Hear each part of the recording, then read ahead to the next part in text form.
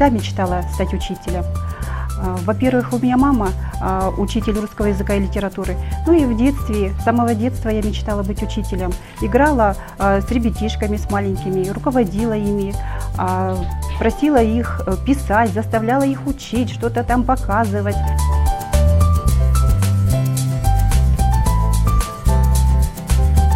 Любила руководить, одним словом. И вот так и жизнь сложилась, что я поступила в 1996 году в Хакасский государственный университет и закончила факультет начальные классы. И вот с тех пор моя жизнь неразрывно связана со школой, с учениками.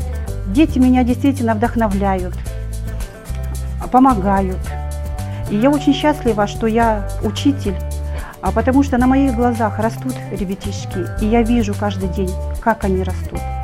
И бывает и тяжеловато в том плане, что я прощаюсь с ними, но в то же время я очень рада, что я в них вложила очень много сил. Мои бывшие выпускники уже, и многие и в армии служили, и уже имеют своих детей, встречаемся, делятся своими жизненными удачами, успехами. То есть очень приятно знать, что не зря мой труд вложила я в детей, что из них действительно получились замечательные люди.